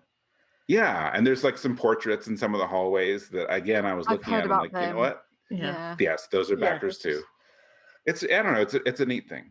That much money's being thrown around and nobody threw in a hedgehog. I'm sad. Oh yeah. You know what? There's Yes, not enough hedgehog representation in there's not. anything. Like there is only 2 kind of hedgehog Pokemon. Like only one really. I mean, I'm being generous with Sandslash. So why can't we have more? Yeah, I mean, a hedgehog at this point you would think should deserve its own franchise, and I'm surprised we've never gotten that. No. Sonic and Sega All-Star Racing Transformed is amazing, and there's a Skies of Arcadia stage in it. That is my, my one gosh. for this episode. You're How did we allowed. make it this far in before Skies of Arcadia came up? I've gone quite a long time without mentioning it, apart from today on Slack, because Waya Records' Skies of Arcadia Returnal soundtrack got shipped today. That So, sounds real nice. so excited. I do not own a physical copy of the soundtrack. It is so expensive otherwise. So this is good. Well, Doesn't Skies of Arcadia is the Dark Souls of Alana. Definitely.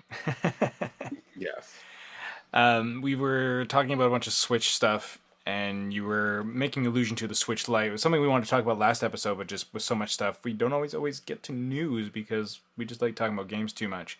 But yeah, the Switch Lite was teased, or not teased, it was outright announced, which it's coming out. I'm blanking on the date right now. Does anyone else know September 20th. September 20th. Yeah, real Same soon. day as Link's Awakening. Yeah. Yeah, it's guess perfect for that, which makes sense. It'll be a neat little handheld. If you want to play Link's Awakening back on the Game Boy, basically, you can pick up the Switch Lite version. Because yeah, it's handheld only. There's no docking. There's no, taking off the Joy-Cons or anything like that. It's just a complete handheld that basically is ringing in the death knell of the 3DS at this point.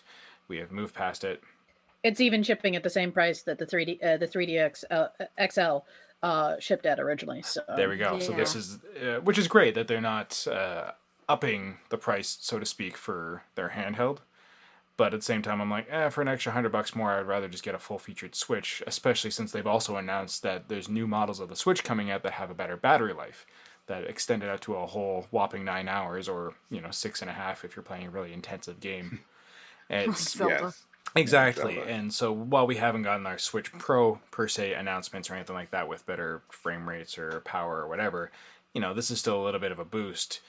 And so with the Switch Lite, though, is one thing I was wondering. I was like, how many people are really going to be that invested in it? For myself, I don't really see a point in it, especially since the fact that it's really not a Switch anymore, since the whole thing is it's supposed to switch between the TV. It's supposed to switch between, you can take the Joy-Cons off and set it down and play. Like, it doesn't have its signature, anymore because you can't clip things into the side of it.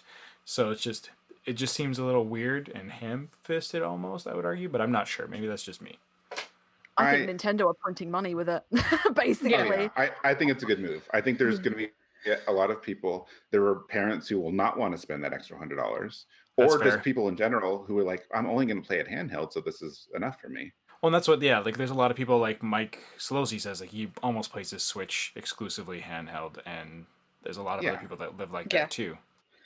Solosi and I both are almost exclusively on use it handheld, and I mean, again, as a teacher, I have kids bringing in their Switches to school, and the fact that it's it being one solid piece means there's 2 less things for kids to lose. That's a good point. And it's more sturdy if it does drop or whatever.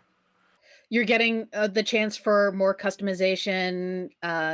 The candy colored flavors is the same thing that they pulled with the 3DSs. So I expect to see a lot more of, special edition Switches Lights for certain games. Yeah, definitely. Yeah. That's probably the way they'll go. Yeah. Yeah, the Sword and Shield. Yeah, which I love. I think it might be my favorite out of all four that we've seen. So we've seen a slightly grey one, a yellow one, a turquoise blue one, which are all really nice looking. Like the yellow one in particular is really unusual and would go with my. I have a yellow 3DS XL because it's a Pikachu one. But I really love the Pokemon Sword and Shield one, which is light grey, and the left side is blue for sword and the right side is pink for shield because the legendaries refer to cyan and magenta. Yeah, Um, so yeah, I might have got it the does look sides really the wrong way slick. around. Yeah, it's really cute. And it does, yeah, open up a range of things. Like we'll probably start seeing what they did with the 3DS in its later life too. Of like, here's one that's Nintendo colored theme, and here's one that's Super Nintendo or Famicom color schemed, which were I really love the slick. Super Nintendo And 3DS. It's so good. it came too late. Otherwise, I would have gone for it. But it's just I didn't need it at that point. And I guarantee you we'll get some sort of Zelda version when Breath of the Wild 2 launches, right? Yeah, Yeah. probably. Yeah. Yes. Though I will hope that they constrain themselves a little bit when, we were getting into the end of 3DS's life and we were getting the 2DS clamshell, we were getting the 2DS block of cheese, we were getting the 2DS XL, and that, originally they were releasing them for only certain regions. I mean, the 2DS clamshell was Japan exclusive for almost 2 years. And I really wanted one and was told time and time again by every staffer I could come across, oh, it's never coming to North America. Oh, it's never coming to North America. What does it come to? North America. But by that point, it was already in its death knell. Yeah, and hopefully they make better use, I guess, of it in this regard of only releasing them up to a certain point, and then for some reason when we decide to move on. Although again, it'd be the Switch. It's still early enough in the Switch's live stream that I don't think it's going anywhere anytime soon, or it's not too little, too late at this point, which is good. And I think that will definitely lend it to its buying power. People are going to be wanting to get a second one for siblings or whatever, or the parents are like, well, we have now the Switch and we can give the kid the light, so that way, as Mike suggested, we have two in the house and we can play things together. And we could someday go that way, or if Gwen wants to use allowance money or whatever and save it up and get her own Switch Lite so she has complete ownership over it, that's on her. I have no plans of buying her one, though, or one for myself.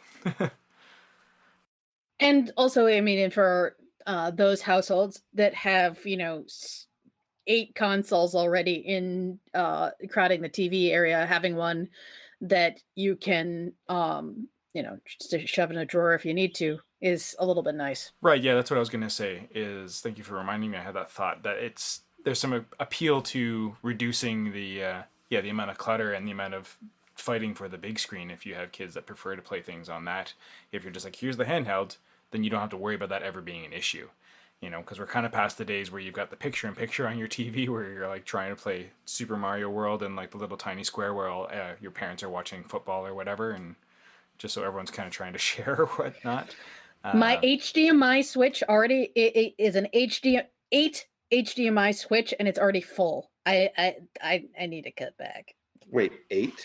8. How much was that? I only have like a 4. Anyway, not the point here. We'll talk later.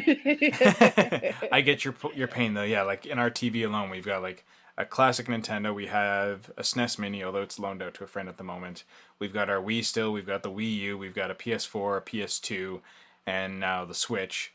I finally took away the Xbox 360 because I was just like, I'll put it somewhere else for now, and I'll probably do the same with the PS2 at some point. But Gwen and I were playing Chrono Trigger on it, so we still have a VCR out there too, right? Just for kicks. So there's a lot of stuff crowding the TV. Yeah, no, that's the exact same thing with us, and it's kind of ridiculous because we look at it and we're like, oh, we should put that away. But what if I want to play Shadow Hearts? And Yes. Yeah, the pain is Or real. Illusion of Gaia. Yeah. Yeah. Well, exactly. I sympathize with that. So this could be, a way to mitigate that, and it'll be nice to get everything on the go. Now, was there anything that was going to be Switch Lite only, or it was Switch only, or it's supposed to be able to play everything together except for stuff that requires only movement controls, I think. Yeah. The Switch actually launched with, I forget the name of it. I can't remember if it's a Snipper shooter Clips? or a rhythm game or something. No. It was I think it was a port from a mobile game, but it was like touchscreen only. So like you can't. Oh. I don't think you can play it on your TV because it requires Well, the I mean, touchscreen. So like there's some of those. Yeah, 1-2 Switch you wouldn't be able to play because you need the Joy-Cons separate for some mini games. Yeah, So I mean there's you Well, can you still could use play- the Joy-Cons with it. Yeah, exactly. Yeah. That's the one thing that's good is you can pair up your Joy-Cons with it, so you are still Oh, I able did to do not that stuff. know. Yeah, Yeah, it's that's just really not cool. as obvious, likely to most parents and most consumers, unfortunately. So I feel like that's a boat that will get missed, and it's a risk for developers because I feel like Nintendo risks putting developers in that weird development space again of like, well, what is this system really for? What does it really do now? You've changed the game of like, motion controls were a big thing for this and all that, but now you're developing it so that the controls are fixed and people might get it, but do we want to hedge our bets or should we just now develop everything to be with buttons again? I think I've Well, and only that's played. Sorry, go ahead, Lucy. No, I was also going to say that it's the same thing with the touchscreen of the Switch. I have to say that I keep forgetting that there is a touchscreen on my Switch. Yeah, because you can only use it in the almost menu. Yeah, it's so very rarely used. There's a missed opportunity in like Wargroove. I kept wanting to like touch it and I'm like, oh right, I can't. Yeah, I guess it's hard though because that's a multi-platform game, isn't it? So that's a Yeah. heck of a lot more work to make it Switch exclusive features and stuff. But like, I think I've only played 2 games that have some motion control in them. Like, I don't think that they are. I hate them. If I don't have to use them, I won't hate them. I won't use them. So like, Breath Yeah, of the there's Wild not is much. one, and the other one is Pokemon Let's Go Pikachu. So they're the only 2 really that I've had any experience with. And Breath of the Tennis Wild Aces is. had it. Yeah, Breath of the Wild is a bit more mandatory, especially for those ball dungeons where you have to roll the ball around and maze Yeah, and it was them. unfortunately But- so poorly realized. Yeah, and then Let's Go Pikachu, you don't have to use it for definite. I just want to see kids now like rapidly like whipping their Switch lights through the air to try and throw a Pokeball. Well, you don't have Jeez. to. There's options that you don't have to do that. Okay, so, good. Yeah, you Yeah. don't need to use the motion controls. They're totally optional in Because Let's that's Go. how I broke my 3DS. I may have cheated with those dungeons. I mean, those shrines in Breath of the Wild too. May have flipped it upside down and said, nope, not doing the puzzle part. I know this is not the way you want me to play this. I don't care. You give me the power, I'll use the power how I want it, basically. Wait, you say you flipped it upside down and the ball just flinks into the air and then you just dropped it where you wanted it? Well, Or what no. do you mean? What happens is that instead of having to do that stupid maze, which reminds me of those puzzles my grandfather used to have, you instead, if you flip it upside down, you get a flat surface, and you just tilt it so the ball rolls right into where it's supposed to. Oh, I see. It's a lot Rude, easier but to well done. control. Yeah, Yeah. I could see that. Yeah, I think the only other thing that's different about the Switch Lite is it doesn't have rumble for some reason. I guess it was a cost-saving thing. Yeah, I don't think that's probably. going to hurt anyone. No, I think Nah, that's I don't consumer know. friendly, and I usually turn that off to save battery power on most things anyways. Yeah, the only game I've ever used Rumble on is Animal Crossing for fishing. No, that's a good idea. That'll be necessary, yeah, with the new Animal Crossing coming out, I guess. Yeah, I'm not going to pick up Yeah. a Switch Lite. I'm pretty much 60-40 on TV handheld. Ditto. So yeah. Yeah. I'm not against it. I mean, I like having it. I'm trying to wean myself off of not bringing it to bed as often, but because I'll stay up too late. It's a problem. But I do like having it to port on the go to toss to Gwen if we're doing like a long road trip or if we have to go to appointments or something like that. If she decides she wants that instead of her iPad or instead of a 3DS or whatever. It's just nice to have the option, but I generally like to just sit on the couch and play it on there, and the controls feel good. Actually, Undertale is the first game I've actually used the little, the Joy-Con, like the thing that makes it into a controller with, and it felt really good with that. And I'm now like, I want to start playing Trials of Mana with this as well, because it feels real good. It does. I mean, I still like the Pro Controller more, but I think that's a good solution too. I do want to pick up a Pro Controller at some point, but it was really nice. And so, with that, I guess, is it appealing to you, Mike, to grab a Switch Lite, or? Well, no. I mean, I have my Switch, and unfortunately, I'm one of those suckers that if there's the right color combination, I'm like, oh, I need those Joy-Cons. like that purple and Yeah. orange set they announced. Oh I know I'm God. gonna buy those because I want a Oh, purple and orange Joy-Con. they've just announced some Japanese exclusive Disney Simpson ones, but they're pink and purple, and I love them. I really want Oh, them. Yeah, but it's a Switch. You can't get the Joy-Con separately, from what I can tell. oh, never mind then. Yeah. To tie back a little bit into Bloodstained, and this is a temporary complaint, but there is a bug in the Switch version where the rumble goes on more than it's supposed to, and Oh. I like it being on during certain things, but when your health is low, it constantly buzzes. Oh And if no. you finish a boss fight with your health low, it buzzes through the entire cutscene. Oh. It audibly buzzes, and I'm Oh like, no. they That need to would be fix this. problematic. So They the are Switch fixing it. Like mitigates it's that. a patch that comes out like this week or next week. But if I didn't have the rumble, I wouldn't have had to worry about that. Yeah, that's totally fair. Anyway, but no. I think the Switch Lite's a good idea. It's not for me, but I'm glad that they're doing it. I think it'll be good for a lot of people. Yeah, like I might be the kind of person that if they do release a really cool looking like Legend of Zelda one, then I might be a sucker and pick it up. And by that point, maybe as a family, we'll want the freedom of having another one. But I don't know. I feel like by the time I'll want to get it, it'll be likely around the time that Nintendo's probably going to be iterating in another 3 years anyway. So I may as well just hold off for whatever the new console's going to be. But I have a hard time imagining them doing something else after the Switch at this point. It seems so far off at this moment. Yeah, I'm terrified they're gonna release an Animal Crossing one. Like, I will buy it. I just really hope they don't do what they did with the Zelda 3DS, where it was a limited edition and there were only the only people who got it were the scalpers, and so you saw them on eBay for $1,000, and it was like, Oh, the Majora's Mask one? this one, yes. Yeah, that one was really nice. What are you feeling about the Switch Better battery version? Like, is this enough that you're gonna want to trade in your old Switch to get one of the new models, or? No, No. it's not. It's nice, but no, I'm fine Yeah. with the battery life. Yeah, Yeah, I'm ditto. fine. I've never Yeah. seen a big issue with it personally. No, I can Yeah, get I'll through. just I can plug get it through in. a cross-country plane flight on the battery, so like that's enough. And if you've got a long enough USB-C cord, you can still have it handheld and have it plugged into the wall. Yeah, and having an Android device, I have that. Yeah, I've got a power pack, so if I ever need to charge it up, then I'll just use that, and we're all good. Yeah, it's not enough of a draw for me. It's great for people who want to buy into it now. That's a nice perk, but it's definitely not enough for me to go like, oh, I'm gonna trade in, and yeah, it's especially since we have the Let's Go Pikachu Eevee version, right? Like they're not gonna release all that special edition stuff with it either. No. Now, if they do the other thing that keeps getting rumored, where it's like basically a Switch Pro, then I would think about it. But yeah, I think that's we'll where see. I'll consider throwing my money at a second Switch in the house or something.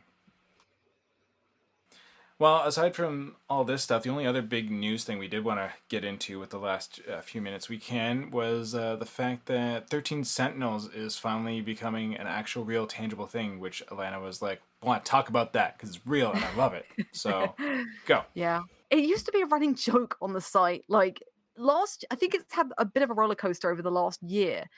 Or in the last 2 years, because in 2017 it was on the E3 badge, and it wasn't at the show at all, from what I remember. People telling me There's a and then video. there was a video in a big cardboard mech. Oh, amazing! You could take a Such picture good- with it. Ah, that's a bit better than I thought. But then in 2018 they said it was going to be released, and then Vanillaware delayed it indefinitely. Then at the beginning of 2019, Japan got a prologue demo, which you had to pay for. It was about I think it was the equivalent of about $8 to $10, but it was a demo that you had to pay for and would be slightly separate to the main game. And then last week we got a 5-minute trailer and a 4-hour live stream of just how the game played, along with a release date, which is the 20th of November for Japan. So we don't have any confirmation for a Western release, but I think we'll get one eventually, probably late next year, I would think. It looks very different. I think everybody had already resigned to the fact that it would probably be an action RPG because that is what Vanillaware specialize in. It is not. So the prologue demo seemed to hint at some visual novel style thing. and the gameplay has shown that it is essentially 3 games melded into one. So it's a bit like Phoenix Wright with even more dialogue, with RTS and strategy mechanics. So it is very different to anything else Vanillaware have ever done. So lots of people really excited for it. Yeah, I think that's really neat that they're kind of switching up the genres to tell the stories in different ways. I've always had Again, my own yeah. dream of doing something like that, of like having 3 characters, but each character has a different kind of gameplay or whatever. So I don't think it's going quite that route, but it's neat that each story will lend itself to being told in a different mechanic. Yeah, exactly. I want to see like how RTS or strategy heavy it is, because I'm not the biggest fan of that, but Vanillaware is always a name where if somebody sticks it on there, I'm like, oh yes, please, because their games are really unique. Even though they've stuck to the action RPG style, there's always something different. Like Dragon's Crown is essentially a brawler. Odin's Sphere is very unusual and is the only one I haven't played. And Muramasa is like a Metroid game, but with battles and samurai sword mechanics, which is cool. So I'm just mostly excited it's got a date. It's been this running joke that 13 Sentinels doesn't exist, and we know it does now, so it's pretty Well, cool. Right. I feel bad about it. Like I always encouraged it the last couple E3s. I'm like, look, let's talk about how this game was not at E3 again, but like I didn't like it. Like the only reason we kept talking about how we couldn't see it is because we wanted to see it. And I was Yeah. really, really starting to think that it was gonna be one of those games that just got canceled. It was getting into Last Guardian territory for sure. it was. I'm like, why are they not talking about this? It's been years. So yeah, it's very exciting to see it now. Well, that's funny. The first iteration, like the visual novel kind of stuff, looks a little bit like Another Eden, the Android game. Just the way Oh, it kind yeah, of plays yeah. out, Yeah, but with that that was, stunning art style. yeah, absolutely. Vanillaware always do excellent looking food in their games. There's always something revolving around food, whether it's getting the party together to cook together or going into a restaurant or a noodle bar in Muramasa, and you get to pick your dish and it heals you, but it always looks so good. It's got the Final Fantasy 15 thing where it looks real good. They So should yeah. be hiring those artists out in their like downtime, like they have that. But at any rate, before to be drawing all the menus in Japan, Definitely. that'd be like delicious looking food art. It'd be great. But yeah, we're gonna get it real soon now. All of a sudden, which is kind of, I don't know. It's smart of them, I guess. I mean, they haven't maybe had much they wanted to show, or they've just were trying to keep people waiting for this whole idea of like it's going to be 3 different concepts, and now they're just like, cool, has an announcement, it's coming this November, so we're going to know real quick how it all is going to play out. So that's exciting. Yeah. I'll be curious to see when it comes here. Yeah, thank God it's not this year. Jesus, how many games have we got coming? Oh yeah, I hate that. I know. I'm so annoyed that in 2 months I have to play a Link's Awakening remake. Me too. Just thought And nobody Dragon would ever Quest say 11 ever. again. Man, I'd really hate to be a video game reviewer right now. Yeah, you too. I don't mind. We're I doing enjoy stuff, this. okay? I was gonna say I enjoy the pressure. It keeps me alive. Makes everything feel real. It Oh my god. so much on you when you're Okay, trying to like, well. I need to finish this. You eventually, you start to get into a rhythm of how to plow through things, and some people are quicker at it than others. It's true. There's, I don't know, and some games are just stupid hard. Looking at you last, whatever it was, Survivor, no, Left Alive. Left Alive. Thank you. Oh gosh. yeah. Oh geez, yeah. Yeah, that's a game just beating your head against the wall for a while. Yeah. I'm actually curious to go back to that at some point now with some of the improvements they've done, and I still want to go through my New Game Plus because the New Game Plus actually was very fun. So that's, yeah, like I was saying in my review, like the little adjustments they give you for that you unlock for the New Game Plus is actually very rewarding and completely changes the dynamic of the game. So that's really that's neat. good. Yeah, I was just like, oh cool, things actually are working and hitting and whatnot. So we'll see how that plays out through the rest. It's kind of neat. Anyways, that's a whole different conversation. For now, I'd say this conversation's come to a close. If nobody else, any other 13 Sentinel thoughts, or we're all good? I don't think so, no. This has been a bumper episode. Do define a bumper episode. Yes, A please. big un. Oh, yeah. Oh, okay. Yeah, they generally are. Yeah, I wasn't thinking we were going to get up to 2 hours, but once we started getting into some news talk and everything, yeah, we stretched it out. We got stuff to talk about, and I think people have resigned themselves to it. That's what Random Encounter is these days, is a whole lot of talking about stuff they're interested in. And no one's complained Definitely. about the length, so far it's all And I, good. No I'm one not but calling Mike has out. complained about the length, so... oh boy. No, I was gonna say, like, I think only 10 or 15% of the show actually ended up being about toilets. So, not bad. It was a good Good. ratio in the end. Then, oh man, what's my life even worth anymore? Quick, Lucy, give us your best toilet joke. I mean, you got to have one with students. You work with kids. Yeah. I do. I mean, I have so many terrible toilet jokes. Most of them not airable. I have one that it comes from extended school year just this week. I was teaching kids diagraphs, which are 2 letters, one sound, like sh is sh, wh is wh, and it was a worksheet with a bunch of words and where you had to fill in the right diagraph. It was IET and had a blank square. It was supposed to be white. The kid put in the SH diagraph, and I had to explain British squares to a 6th grader. And with that, folks, let's bring this one home. If you have any comments or complaints about Lucy's joke, you can email us at podcast@rpgfan.com. I kid. You can also message us at rpgfancom on Twitter, Insta, and you can also find rpgfan.com on Facebook. And you know where else you can find rpgfan.com? At rpgfan.com.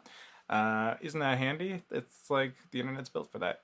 We also have other podcasts, Retro Encounter, that Mike releases at blistering, blinding speeds. We just did a lot of talking about Trials of Mana. That one came out recently. Alana and I were on it. Trials of Mana Lana. Sure. She played a lot of it, so I don't blame her. And she's probably still playing more. It's easy to turn her right back into. Which, on that note, I went into Final Fantasy Adventure, and I think I was in the last castle, and I got stuck, and I can't play it anymore. So I need to completely restart. Did you do the lock yourself out thing? Yep. And there's no skeletons. They don't make keys. keys. No. Oh. It's bogus. But, quality testing, it was a thing in some games. Either way, I do really want to play it because that game's really charming, and it's actually really, like Mike said, it holds up really well. We also have another podcast, Rhythm Encounter. It's still on hiatus, but still got a lot of great music to listen to, so go expose yourself to some amazing game tunes, and hopefully we'll get some new stuff out for you in the meantime. So until next time, folks, thanks so much for listening to Random Encounter once again. And for myself, Alana, Mike, and Lucy, goodbye.